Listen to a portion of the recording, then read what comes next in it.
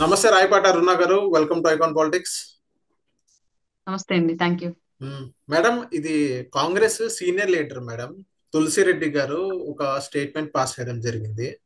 So Nagababu గారి issue 1 week అయినప్పటికీ ఇంకా అదే కొత్తదనం.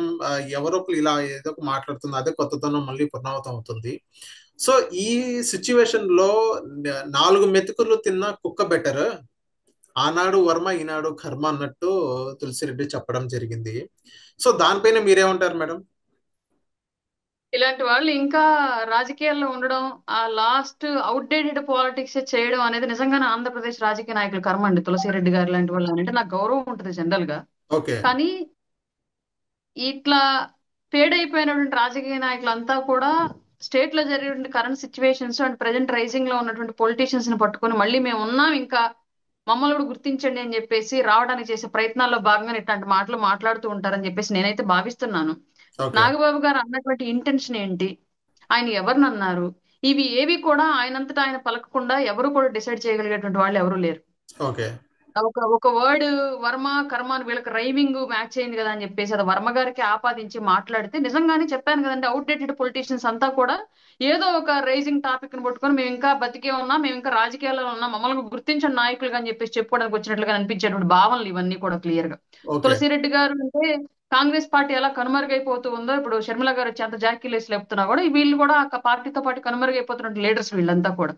ఓకే. మేబీ వీళ్ళు నిజంగానే భవిష్యత్ తరాలకు పనికొచ్చే నాయకత్వం కనుక అయి ఉంటే ఏదో ఒక విధంగా వాళ్ళ పార్టీని బ్రతికించుకోగలిగే వాళ్ళు, రాష్ట్రాలు నిలబెట్టుకోగలిగే వాళ్ళు. ఇవాళకి సీనియర్ పార్టీగా ఉన్న కాంగ్రెస్ ని ఆంధ్రప్రదేశ్ లో ఒక పొజిషన్ ఉంచుకోగలిగేవాళ్ళు. కానీ వీళ్ళు సరైనటువంటి నాయకత్వం చేయలేదు, వీళ్ళు లీడర్స్ గా కూడా సరిగ్గా పేరు తెచ్చుకోలేకపోయారు. కాబట్టి అప్పట్లో ఏదో అనుకూలించిన పరిస్థితుల్లో పదవులు చేసి ఉండొచ్చు బహుశా, ఎంత పెద్ద పదవులైనా సరే. ఉమ్. కానీ వాళ్ళ కాలం ఎదురు తిరిగితే వీళ్ళ యొక్క క్యాపబిలిటీ ఏంటనేది బయటపడింది కాబట్టి పార్టీతో పాటు వీళ్ళు కూడా కనుమరుగైపోయారు.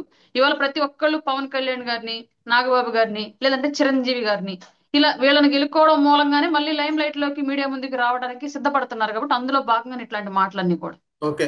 మేడం, ఇంకోటి ఏంటంటే ఇదే తులసిరెడ్డి గారు కానీ ఇంకా చాలా మంది కొంతమంది ఇంకేమంటున్నారంటే పిఠాపురంలో వర్మ గారిని తొక్కాలని జనసేన భావిస్తుంది అని చెప్పడం జరుగుతుంది. దానిపైన మీ ఆన్సర్ ఏంటి మేడం?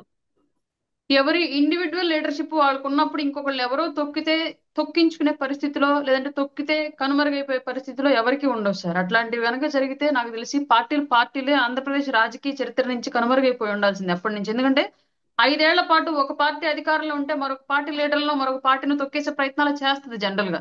అట్లాంటప్పుడు పార్టీలే కనుమరుగవ్వాలి. కానీ ఇవాళకి కూడా సార్వత్రిక ఎన్నికలు జరుగుతున్నాయి, ఒక పార్టీ ఒకసారి అధికారంలోకి వస్తే నెక్స్ట్ ఇంకో పార్టీ అధికారంలోకి వస్తుంది, ఒక లీడర్ ఒకసారి హైప్ లో ఉంటే ఇంకొక లీడర్ ఇంకోసారి హైప్ లో ఉంటున్నాడు. దాని అర్థం ఏంటంటే వాళ్ళ ఓన్ ఇండివిజువల్ క్యాపబిలిటీ అనేది ఒకటి ఉండిద్ది.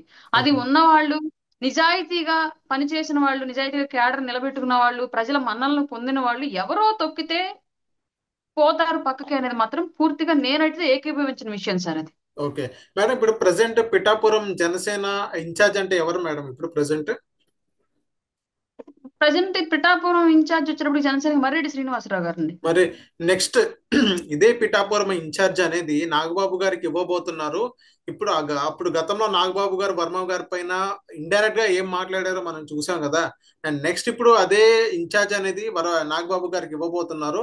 దానికి సంకేతం ఏంటంటే పిఠాపురం వర్మ గారిని తొక్కాలనే ఉద్దేశంతో జనసేన భావిస్తుందని వాళ్ళందరూ అంటున్నారు.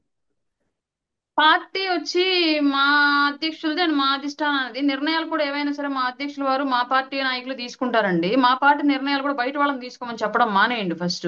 ఓకే. రెండోది, నాగబాబు గారికి పార్టీ బాధ్యతలు అప్పగించారు, ఆల్రెడీ ఇంకొంచెం పెద్ద స్థాయిలో అప్పగించబోతున్నారు. కానీ ఎస్పెషల్లీ పిఠాపురం బాధ్యతలు ఏవి నాగబాబు గారికి అప్పగించట్లేదండి మాకున్నటువంటి ఇన్ఫర్మేషన్ ప్రకారం. ఓకే. మేడం, ఇంకోటి ఏంటంటే కొంతమంది మాజీ మంత్రులు, మాజీ ఎమ్మెల్యేలు నాగబాబు గారిని క్యాబినెట్ లో తీసుకోవడం చేసేది పెద్ద బ్లెండర్ మిస్టేక్. అసలు ఎమ్మెల్సీ ఇవ్వడమే తప్పు, పైపెచ్చు మళ్ళీ క్యాబినెట్ లో మళ్ళీ మినిస్ట్రీ ఇవ్వబోతున్నారు. పవన్ కళ్యాణ్ చేస్తున్న ఒక బ్లెండర్ మిస్టేక్ లో ఇది వన్ ఆఫ్ ది మిస్టేక్. ఇది ఫ్యూచర్ లో ఫర్దర్ లో పార్టీ పైన ఇంపాక్ట్ పడిద్ది. పార్టీ పైన ఏదైతే 100% అక్యురసీతో వచ్చిన మీ జనసేన పార్టీ నాగబాబు వల్ల 20-30% తగ్గిపోయే అవకాశాలు చాలా కనిపిస్తున్నాయని కొంతమంది సీనియర్ జర్నలిస్టులు అంటున్నారు. దానిపైన మీ స్పందన ఏంటి మేడం, నాగబాబు గారు రాక రాక తర్వాత? అంటే వాళ్ళకందరికీ కూడా ఎవరైతే విమర్శించారో ఆ సీనియర్ జర్నలిస్టులందరికీ కూడా మంత్రి పదవి అడ్డం పెట్టుకొని సంజనా సుకన్యలతో రాసలీలలు ఆడేవాళ్ళు, లేదంటే ఇంకేదన్నా ఇతరత్ర పనులు చేసి అలాంటి వాళ్ళైతే ఇంట్రెస్టెడ్ కనిపిస్తారేమోనండి బహుశా పార్టీలో కానివ్వండి లేదంటే రాజకీయాల్లో కానివ్వండి.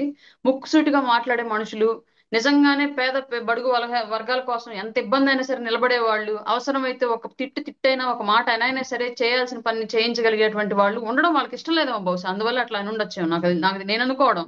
ఎందుకంటే గత 5 ఏళ్ల పాటు మంత్రివర్గంలో ఎట్లాంటి వాళ్ళు ఉన్నారో మీ అందరికీ తెలుసు. మహిళా మంత్రులు కానివ్వండి, మిగతా పురుషులు కానివ్వండి. మరి వాళ్ళతో కంపేర్ చేసుకుంటే నాగబాబు గారు 100 టైమ్స్ బెటర్. ఓకే. అట్లాంటి వ్యక్తిని వాళ్ళు విశ్లేషించగలిగారు అంటే వాళ్ళ యొక్క విశ్లేషణ స్థాయి ఏ స్థాయిలో ఉందో ఒకసారి మనం ఆలోచించుకోవాలి వాళ్ళు. ఓకే మేడం, ఆవిర్భావ దినోత్సవం అయ్యి నిన్నటితో ఒక 5 డేస్ పూర్తవుతుంది.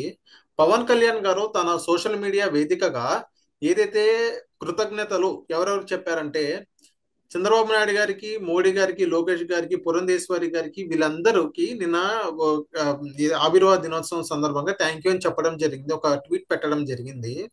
సో ఇక్కడ చాలా మంది ఇంకో మాట, ఒక క్వశ్చన్ అనేది రేస్ చేస్తున్నారు పవన్ కళ్యాణ్ గారికి సంబంధించింది. ఆవిర్భావ దినోత్సవం అయ్యి 5 రోజుల తర్వాత ఇప్పుడు నీకు కృతజ్ఞత భావం గుర్తుకొచ్చిందా? ఆవిర్భావ దినోత్సవం ఆ రోజు నువ్వు బిజీగా ఉన్నావు, సరే నెక్స్ట్ డే పెట్టడానికి ఏమైంది? పోస్ట్ అయితే నువ్వైతే పెట్టావు కదా, మీ టీం కి చెప్పినా గానీ వాళ్ళే పోస్ట్ చేసిన పరిస్థితి. సో ఇన్ని రోజులు ఎందుకు డిలే అయింది? ఏదైతే వీళ్ళ నాయకుల పట్ల, చంద్రబాబు నాయుడు గారి పట్ల నీకు తక్కువ చిలుకన చూపు ఉంది కాబట్టి నీకు 5 రోజుల తర్వాత నీకు గుర్తొచ్చారు అని వీళ్ళందరూ క్వశ్చన్ చేయడం జరుగుతుంది. ఎందుకు ఈ 5 డేస్ అనేది డిలే అయిందంటారు? ఈ క్వశ్చన్ చేసే వాళ్ళు ఉన్నంత ఖాళీగా ఆయన లేరు సార్. ఎందుకంటే ఆ ఓకే. సభ అయిపోవడం, అసెంబ్లీ సమావేశాలు అయిపోవడం, ఢిల్లీ పర్యటనలో అయిపోవడం, ఆయన శాఖకు సంబంధించినటువంటి అటవీ శాఖ సమీక్ష ఒకటి జరిగింది. ఇవన్నీ కూడా క్లియర్ గా ఫుల్ బిజీగా ఉన్నారు ఆయన. ఇంకోటి ఏంటి అంటే ఆయన ఎప్పుడూ కూడా ఒక పోస్ట్ వేయాలి, ఆయన హ్యాండిల్ నుంచి ఒక పోస్ట్ రావాలంటే కంపల్సరీగా ఆయనే దాన్ని మ్యాటర్ రెడీ చేసి ఆయనే మెన్షన్ చేసి మరి క్లియర్ గా పోస్ట్ చేస్తారు. మేబీ ఆయన టీమ్ దాన్ని రెడీ చేసినా సరే ఆయన క్లియర్ గా పైనుంచి కింద వరకు వర్డ్ బై వర్డ్ చదువుకున్న తర్వాత పోస్ట్ అనేది జరిగేది ఆయన హ్యాండిల్ నుంచి. ఇంత క్లియర్ గా జరగాలి అన్న. రెండవది, ఆల్రెడీ సభ జరిగిన తర్వాత దానికి సంబంధించినటువంటి బ్యాక్లాగ్ వర్క్ చాలా ఉంటుంది. దానికి పేమెంట్లు కానివ్వండి, వర్క్ కి సంబంధించిన వివరాలు కానివ్వండి, అవన్నీ ఫర్దర్ గా అంటే ఒక సంఘటన జరిగిన తర్వాత దానికి వెనకాల జరగాల్సిన వర్క్ ఏదైతే ఉందో అది కంప్లీట్ గా చేసుకునేటువంటి పనుల్లో ఆయన పూర్తిగా నిమగ్నమై ఉన్నారు. నిన్న మాత్రం ఆయన ఢిల్లీ వెళ్ళి వచ్చిన తర్వాత కొంచెం ఫ్రీగా ఉన్నారు కాబట్టి ఆయన పెట్టాడు. ఈ పోస్ట్ పెట్టే వాళ్ళంతా ఖాళీగా ఆయన ఉన్న రోజు వెంటనే పెడతాడని చెప్పండి వాళ్ళకి. ఓకే మేడం, ఇదే పవన్ కళ్యాణ్ గారు కూడా ఏదైతే ఇప్పుడు వైఎస్ఆర్సీపీ వాళ్ళు ఏమంటున్నారంటే, ఈ పవన్ కళ్యాణ్ కి చిత్తశుద్ధి ఉంటే, ఇదే పవన్ కళ్యాణ్ గారికి ఇంకేమైనా ఉంటే, ఏదైతే ఆ, ఇంకో ఆవిర్భావ సభలో ఇంకో మాట అనడం జరిగింది, 40 ఇయర్స్ ఉన్న ఒక టీడీపీని కూడా నిలబెట్టింది మేమే. ఏదైతే నాగబాబు గారి మాటలకి ఆయన కూడా ఖండించని పరిస్థితి మనం చూస్తున్నాం. సో ఈ రకంగా నాదెండ్ల మనోహర్ కూడా గతంలో ఏం మాట్లాడారో వాళ్ళు చూశారు, వైసీపీ వాళ్ళు అంటున్నారు.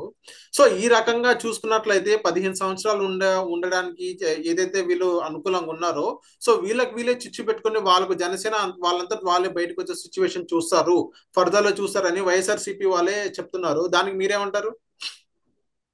ఫస్ట్ థింగ్, నాగబాబు గారు తప్పు మాట్లాడాల. ఆయన చెప్పింది ఏంటంటే విషయము, పిఠాపురంలో పవన్ కళ్యాణ్ గారి గెలుపు అనేది ముందే సిద్ధమైపోయింది. అయినప్పటికీ కూడా మేము పని చేశాము అన్నటువంటి ఆత్మ సంతృప్తి మాకు కలిగించడానికి మమ్మల్ని ఇక్కడ అప్పచెప్పి మాతో పని చేయించుకున్నాడు ఆయన, అంతే. ఎవరో ఒకళ్ళ వల్ల కనుక ఈ గెలుపు సాధ్యం అయ్యింది అంటే అది ఇంకా వాళ్ళ కర్మ అని మాత్రమే మాట్లాడారు. ఇది ఆయన వర్డ్స్. అంటే గెలుపు ఆల్రెడీ సిద్ధం. ఆయన ఆ టైంలో పవన్ కళ్యాణ్ గారికి క్రియేట్ అయినటువంటి హైప్ లో ఏ నియోజకవర్గంలో నిలబడ్డా సరే గెలిచే సిచ్యువేషన్ ఉంది. ఎలక్షన్ కు ముందు మనందరికి తెలుసు ఆయన అంతా హైప్ క్రియేట్ చేశారు కూటమి విషయంలో అని చెప్పేసి. పిఠాపురంలో కూడా అట్లాగే ఉన్న సందర్భంలో వీళ్ళని అక్కడ పని చేయండి అని చెప్పేసి అప్పచెప్పడం ద్వారా వాళ్ళకి దక్కినటువంటి మహద్భాగ్యంగా ఫీల్ అయిపోయి ఆయన వేదిక మీద షేర్ చేసుకున్నారు. అందులో తప్పెక్కడా లేదు. ఆ విషయాన్ని ఖండించాల్సిన అవసరం అసలే లేదు.